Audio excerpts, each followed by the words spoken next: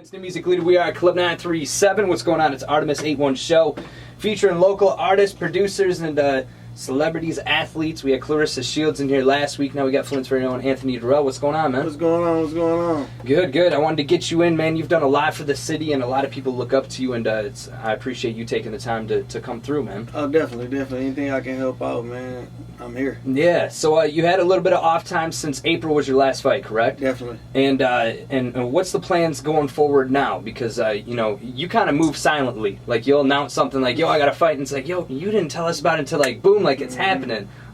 So what's the plans for the rest of this year? You got an upcoming fight? Yeah, I got one more fight before the end of the year. Okay. Hopefully it's a championship fight, but if not, it's just a tune-up for the championship, and that championship will be at the beginning of the year. But I definitely have a fight before the end of the year.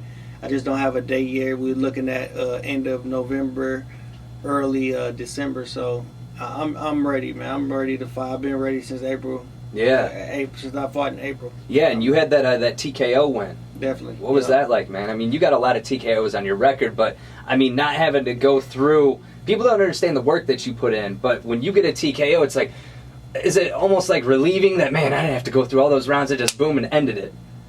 I go in there looking for a knockout. Okay. Sometimes I get it, sometimes I don't. And that day I just happened to get it, and I was definitely happy, but I would have liked to got right back in there maybe a month and a half later and fought again, and just to get some work. Mm-hmm. But I didn't, because I'm waiting for the championship. So we're working hard to get it, and we should be getting it. Yeah. Now, when you look at your record, I mean, you're 29-1-1, and the last title defense that you had was a draw, correct? Mm-hmm. What was that? No, the last title defense was a loss. Oh, okay, yeah. That was the one in Chicago. Yeah, I lost with Bout. Yeah. And now, what was that feeling like, man, when you were, 27-0-1 at the time, or 27-0-1.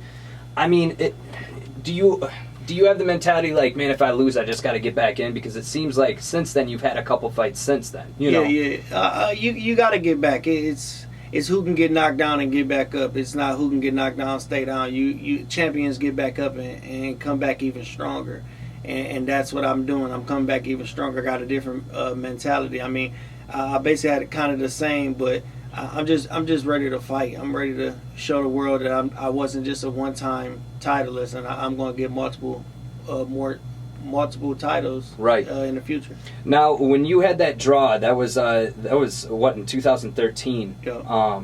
Did you ever go back and like rewatch the footage and you're like, man, I know that I had him, but I mean, it's kind of like I compare boxing and mixed martial arts a lot in the sense that they say to never leave it to the judges, but sometimes you're fighting a tough competitor to where you guys are going all the rounds. When you rewatch that footage, are you like, man, I feel like I won, or do you feel like it was right for them to call it a draw? No, I feel like I won that fight. I think I beat him worse that fight than I beat him that next fight that we had. Mm-hmm. It was just, I knocked him down. He got dirty and the ref took a point. But if that wouldn't have happened, they're saying I would have lost the fight, and I think I was way in the fight. I think I was beating him at his own game. Mm-hmm. I gave him a few rounds because of my win. I mean, I never been 12 rounds, but I still think I pulled off the victory. And in that next fight that I fought him, I mean, it showed. It a unanimous decision. Now, for those that don't know, what is the weight that you fight at? I fight at 168 at super middleweight. Okay. Do you have to cut down a lot? I do. I mean, it's about 15 pounds. Whew. 15 pounds about 2 months. About 2 months. Yeah. Now, people don't understand weight cut's no joke. Like, especially if you only... What's the shortest amount of time that you had to weight cut? I lost 12 pounds in about a day before. Woo! Yeah, I lost 12 pounds. How did you do that? Just working. I mean, really? I had to run, had to just work out, not eat. Ugh. I mean, it was tough, but, I mean, I did it. Mm-hmm. And that's all that mattered at that moment. But it's like I say, like you say, it's not easy. It's definitely hard. Just take a whole, your mental game has to be there, and you have to be willing to put in the work and not cheat yourself, or since this person I watching, you cheat here. Right. You got to keep going and tell it in your mind that you're going to do this. Has there ever been a time to where you're like, man, 168, like I'm almost there? Have you ever been almost like scared before weigh-ins because you're like, man, I got an hour left. Like, I got to cut. You know, have you ever been to that point where it's like... Right now, no, because I don't have no problem making weight. Like, the 15 pounds I have to lose, just a lot of water weight, a lot of junk food I've been eating. And when I get in camp, it's none of that. So it comes off pretty easy. When I get on the scale, I'm confident, and that's it. Now, do they allow... I know in MMA, they banned it, I think. But do they allow IVs after? Like, after you're done? I mean, yeah, you can have IV if you want an IV. I mean, it just all depends. I think I had one before. Yeah. But I mean, you can have them if you want them. I don't get them. Right. I don't need them. So what's your walk around weight usually then? About 185. Oh, okay. Something like that. 187. Yeah. Man, that's a lot. So I of gotta weight. get on 160. Yeah. Yep.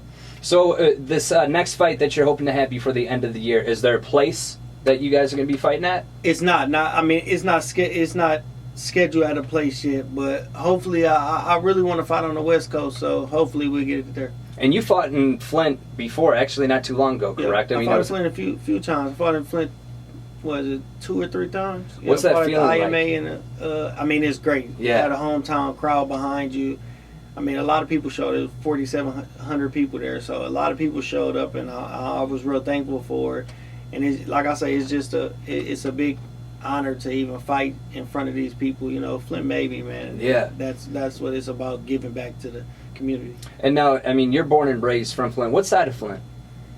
North side. North side. Over there off Dayton. Okay, Definitely. so north side. Yeah, like, yeah, no by joke. Northern. Yeah, right by Northern. I was right by Northern. A lot of people in the media, I mean, especially with the media crisis, look down on Flint as a place that's just so deserted and so many problems. But when you're out and about and you meet other boxers and you say you're from Flint, what reception do you get back?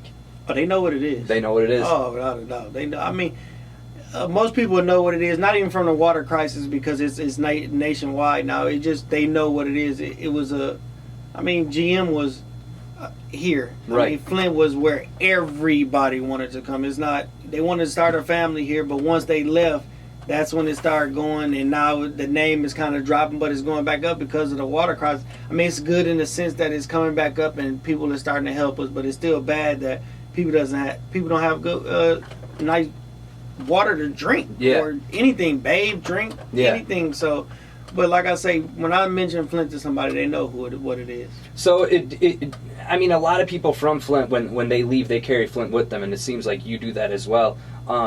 Do you still get, because I've always been interested with this, you got a lot of Twitter followers, you got a lot of social media followers, and I saw Clarissa go after somebody today because they were running their mouth on Twitter. Do people ever come at you like that, like on Twitter? Oh yeah, how do you handle that, man? Because like, sometimes I don't even respond to it, but sometimes like they nag me so bad that I will probably cuss them out. I mean, like boxing don't have unions. We can say what we want. We can do what we want to do. I mean, we're not going to get in trouble. Right. And I mean, most people do. Most people do what they want to do. And I mean, that's me. Like, sometimes I won't say nothing, but sometimes I will. I mean, but sometimes I just say it just to say it, just messing with them. Yeah. But once you say it, they will stop. They're like, I mean, I remember I said something to somebody.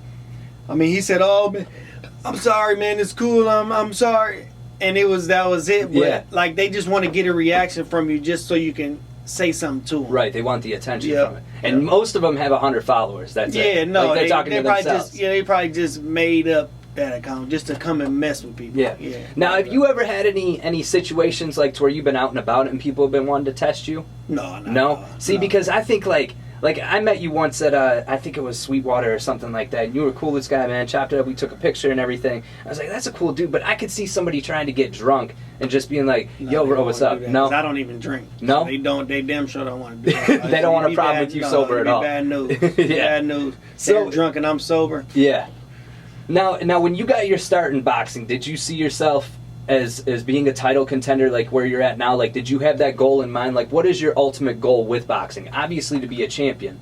I mean, definitely. I mean, every little kid, you come up from the amateurs, you vision yourself as a world champion and professional. And my goal in boxing right now is to become one of the best that did it. I mean, can nobody tell me that I'm not great? I think I'm great right now because I defeated cancer and came back from a world title. So I definitely think I'm great.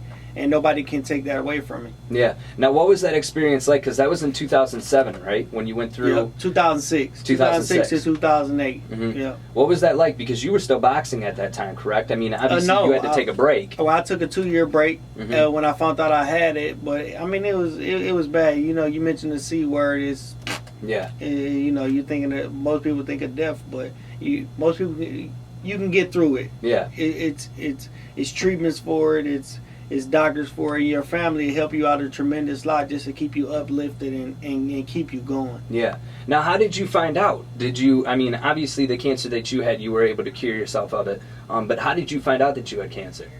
I was in Vegas at a training camp getting ready for a fight and getting sharp pains in my chest, and they came. I went to the doctor later on that day, and they told me that I had cancer. So I flew back here, got a biopsy. Well, they told me it would be one of two things: cancers or tumor. A tumor thing. So I flew back here, got a biopsy. They told me it's cancer. Went through radiation, went through chemo, and it's over. Yeah. Now, when you were going through that, I mean, that's obviously. Do you still look at that as your toughest battle? Definitely. Yeah. Nothing would ever top that. Not now. Right. Not that I can see. Yeah. And obviously, since then, you've improved your record. I mean, you fought some pretty big names. If you could have one person, like, what would be your super fight? If you could fight one person that you're thinking of right now that you would just love to get in the ring with.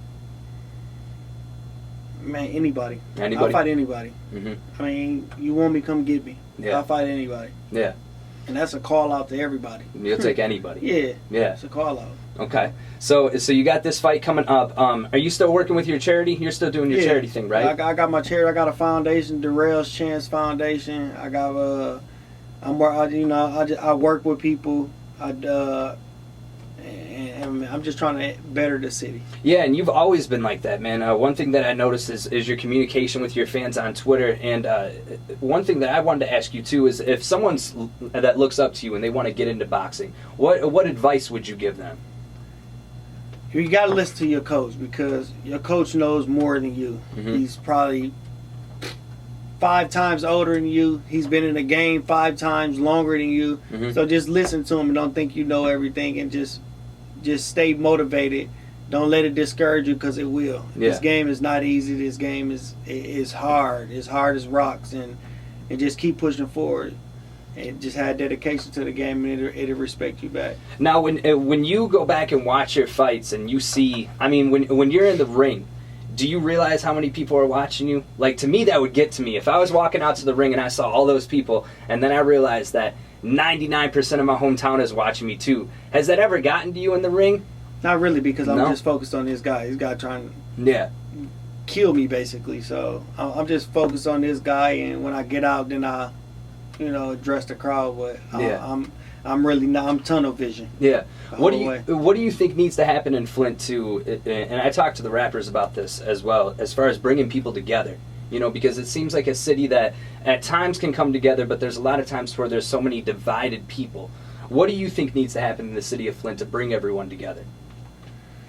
Man, that's tough because, I mean, like you say, it's people who support, the good that's happening, and there's some that don't. But I mean, for those that don't, I mean, we're not trying to hurt anybody. We're trying to bring everybody together and make this city, one again. Yeah. It was one when GM was here, so we're just trying to, make everybody come together and just respect each other. That's all. Yeah. Now when you go out and you go to these, these boxing events and everything, and you get treated like a star, obviously, and then you come back home to Flint, do you notice the difference? Like, do you notice when you're out there in other cities and then you come back to Flint, like obviously you still live around Flint, Yeah. right? So when you come back home, is that a hometown feeling? Like, is it like, man, I still live here? Like, do you feel like you get more respect for that? Because there's other people, not only in athletes, but rappers and everything that end up moving out of the city. When you look at your perspective of it, what makes you stay in Flint? It's my home, man. It's Flint raised me, and I feel comfortable. When I stop feeling comfortable, then I'll leave. Because I don't do nothing. I don't go out. I don't drink. I don't smoke. I just relax, chill with my family, and I mean, if you don't do anything bad, there's nothing bad coming for you. So. Right. But as far as Flint embracing me, I feel like Flint sometimes inconsistent Mm-hmm. with everything, not just sports or famous people or just with everything. They need to be more consistent. And once they start doing that, I think more people will, come together and basically embrace the good that's happening around here. That's what Clarissa said the same thing. She's like, it's funny how Flint will have your back until you get to a certain level, and then it's almost like they're like, oh, well, he got too big or she got too big. Do you feel that way sometimes? Definitely. I mean, that's what I got to say. That's inconsistency. Mm-hmm. I give back to Flint. I always rep Flint on everything. I got it tattooed on me. I mean, everything. And how they did me when I won my championship, it was horrible. What do you mean? I had to call them out on their mistake. I won a world championship. That's big. Mm-hmm. Yeah. And they did nothing at all until I got on the news and said that's when people started calling. Like this, are you saying that this city didn't show you no love? No, at all, at all, and it was terrible because I rep Flint wherever I go. Yeah, I have Flint hats. Like I said, I got it tattooed on me. When I get called my name in the ring, I'm from Flint, Michigan. But yeah, like I say, it's bad. That's the inconsistency coming in, and we just need to work on it as one. We just need to work on it as a whole city. Yeah. And not just as individuals. Well, hey, I'm excited for this fight, man. You deserve a title shot. I mean, with the record that you have, your record isn't inconsistent, if anything. The city of Flint may be wishy-washy sometimes when it comes to backing certain people, but that record of 29-1-1 is no joke. And we hope to see you in the ring, man, for that championship soon. I appreciate you coming through. I appreciate you having me, definitely. Thank you.